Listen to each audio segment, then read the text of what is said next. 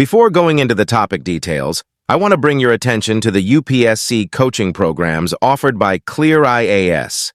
ClearIAS offers online and offline courses to help candidates get selected for prestigious government services like IAS, IPS, or IFS.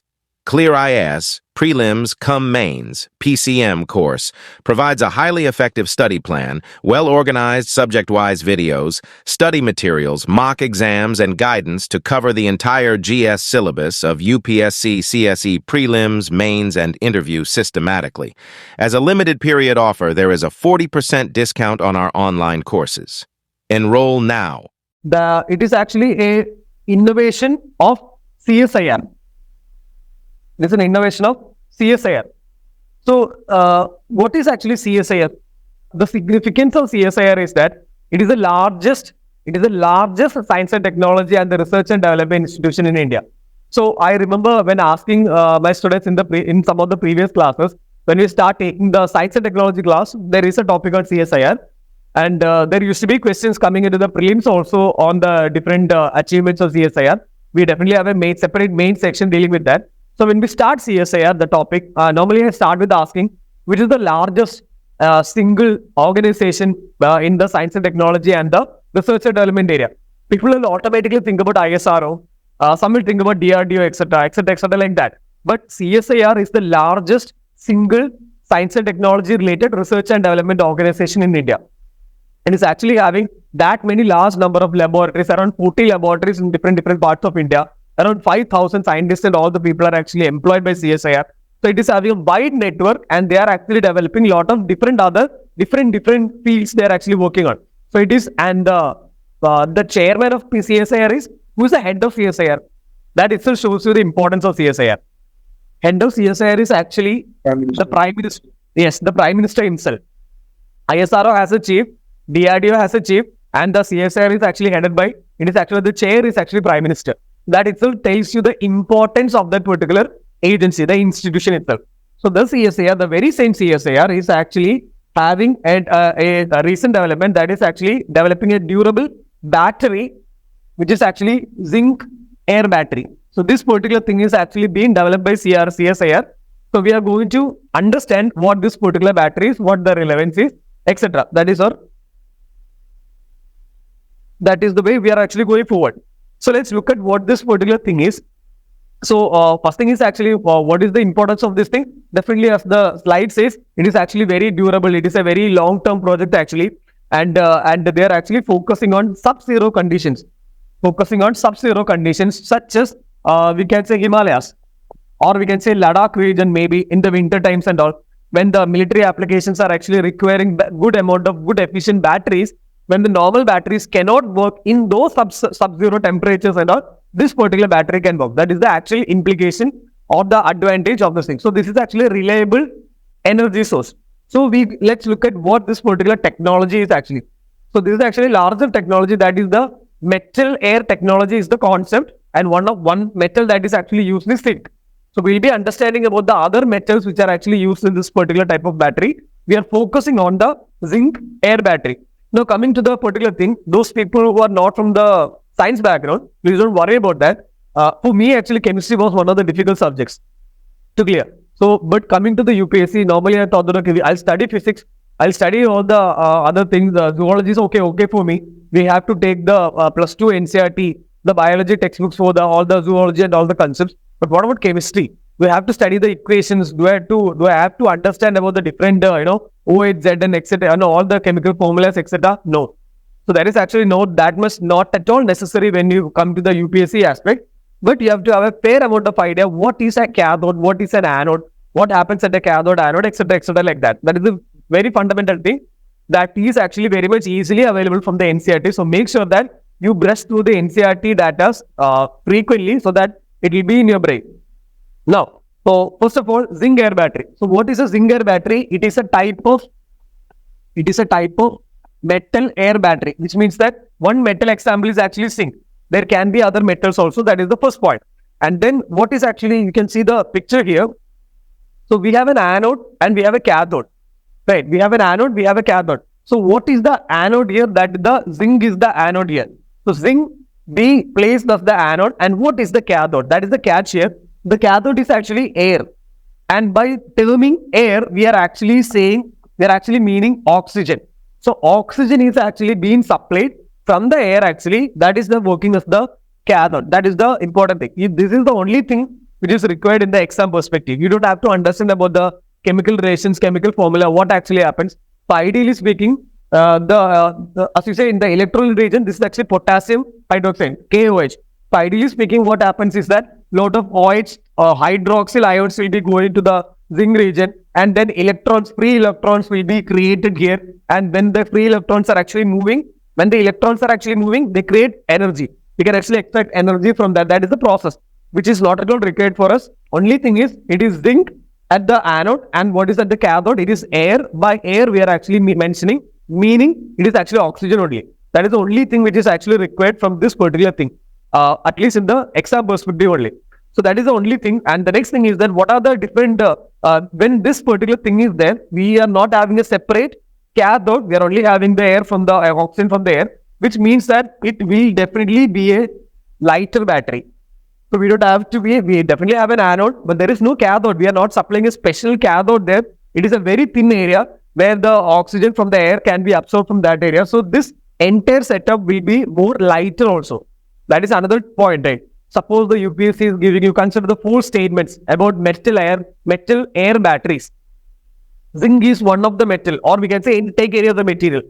Metal, for example, magnesium, for example, lithium, for example, aluminium. So they might give you some of the element names, and they can say that, create a statement like aluminum is one of the metals in which metal ion batteries can be made. Yes or no? One statement.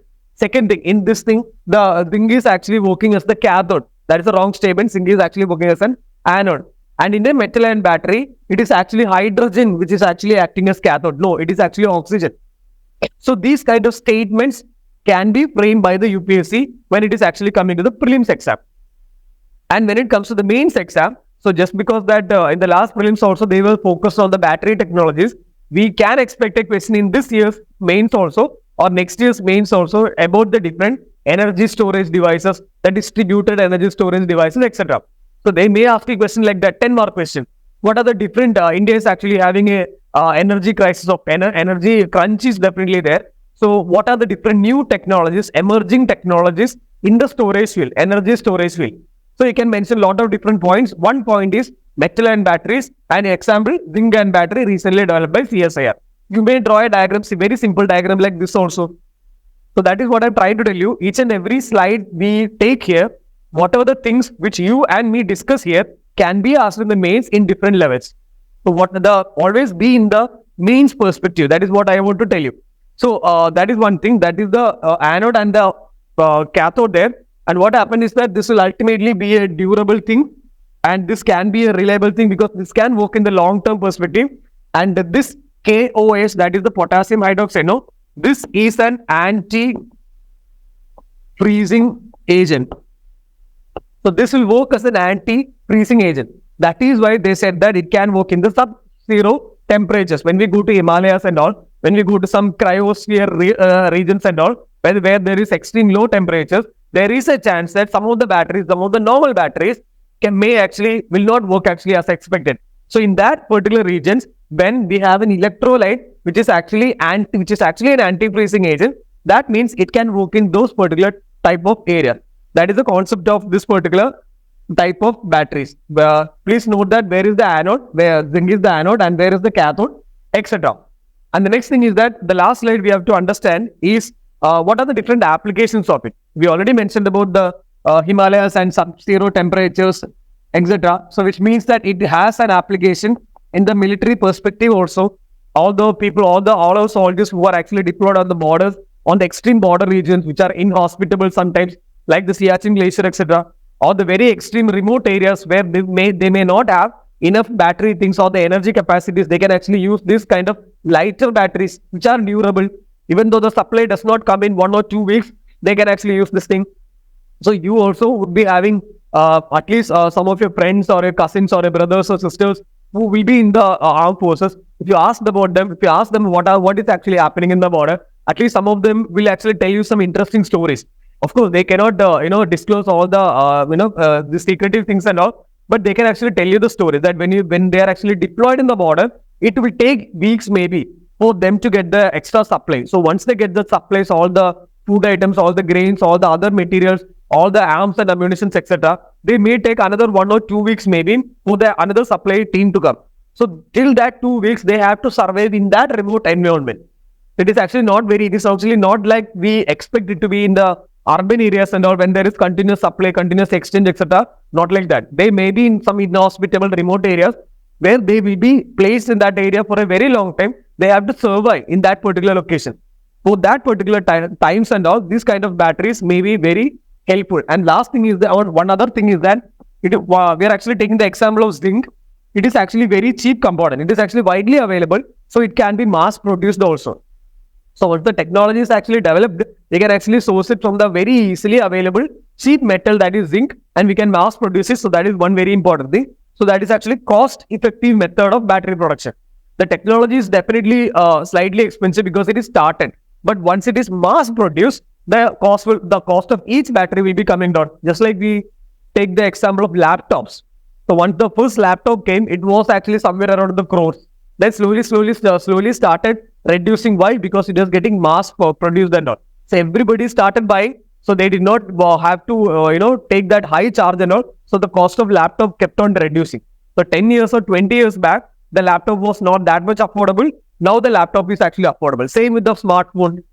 Same with any other devices, any technology also. Initially there will be high cost. Slowly that will reduce. That is applicable to this particular thing also. And the next thing is actually one of the disadvantages of we already mentioned about whether it is lighter. The other thing is that the lithium ion battery, I'm not talking about lithium air battery. There is actually definitely a concept of metal air battery. One of the metals used is actually lithium. So it is actually used as a lithium air battery also, but the lithium ion battery is actually slightly heavier. So these kind of heaviness, this kind of disadvantages can be overcome with this kind of batteries, zinc air batteries. And what are the different other metal air batteries? What are the different metals that can be used as a metal air battery? We already mentioned about lithium. There are a lot of other metals also. For example, Na. Na means Na is sodium, right? Na is sodium. Then we have the potassium. We just mentioned K. So that is actually potassium is there. That can be also used as a particular battery. Then magnesium is there. Then aluminium can be used as a metal air battery also. And then zinc, the iron also. Iron can also be used as a battery. So there are different other metals that can be used as a metal air battery. One example of is actually zinc air battery. And why we took the zinc air is because of the CSIR invention. So there can be other metals also. That is another statement. Consider the following statements. The metal air batteries are, recently there was a innovation by CSIR, the zinc air battery. So consider the following statements. And then the one other statements can be the metal air batteries can be only formed with two elements or one or two elements, that is zinc and aluminium only. So when you hear the word only, that means the statement most probably will be wrong. That is the normal concept in the science and technology questions. When they say exclusivity, it is actually strictly only. When the word comes in prelims, normally the statement is wrong. So these kind of statements can be expected in the prelims also, and these kind of applications and advantages and uses can be asked in the mains also. So that is the concept of metal air batteries. The example is actually the zinc air battery. And any other thing is that what other thing is the high energy density. That is another point. That is one of the advantages. That is, if you take a normal lithium ion battery, they may take, for example, 100 units of energy will be there. But in the metal air battery, they can take up to 150 or 200 units of energy. So higher energy density is there. So in a very same size, they can deliver more power. That is actually what the concept is actually saying, which means that if you are actually going for, if you are actually having an EV, that is electric vehicle, if you are actually going on a longer trips, that means you can actually make use of this battery. What is the normal average range of a electric vehicle? Any idea? If you take a bike, it is somewhere like 100, 150. That is the normal range. That is the given range they are saying. But the actual range which we experience in the city rides and all is much lesser. Right? Because in the city ride, we have to accelerate, we have to decelerate, we have to brake it, all the signals and all. So maybe in the long, trips and all, in the national highways and all, there may be better efficiency, but not in the cities. What about a car? Take it, for example, Tata. Tata is definitely one of the pioneers, we can say, in the electric vehicle field and all. There were definitely some other companies also, but Tata was so much courageous that they started investing in research and development in the electric vehicles and all. They started funding so many startups. They started funding a lot of different entrepreneurs also, and they started exploring in different educational institutions such as IITs and ISIS and etc. So they found out the real talent. They invested, and they slowly started developing the kind of electric vehicles we have. So that is why they are dominating in the electric vehicle field in India currently. They're having a lot of different cars, right? The Punch is there, the Nexon is there. All the different cars, they are actually dominating. So they actually have a particular range actually. Somewhere around 200, 500 kilometers range will be there. But when such metal air batteries are actually developed, we can actually expect more range. Range is one important thing. Why? Because some people are hesitating to buy the electric vehicles. Because if you take a bike, if you take an Ola, etc., or an Either, etc., it has a range of around somewhere 100. The ideal range is 100. So you have to, if you are actually one person riding in slightly longer distances, you may not be able to go beyond that 100 kilometers in one go. After that, you have to stop there. You have to charge for 5 hours. Then you have to go 100 kilometers, stop there. So no long rides are possible, especially with the bikes and two-wheelers. So when this thing comes, the longer trips are actually possible with the higher energy density. So that is a very important application which you have to understand. And these are the things which we have to identify about the different applications and the other materials also. So I hope it was actually, the topic was slightly okay for you. So make sure that keep in your mind that it has applications in the prelims as well as mains also.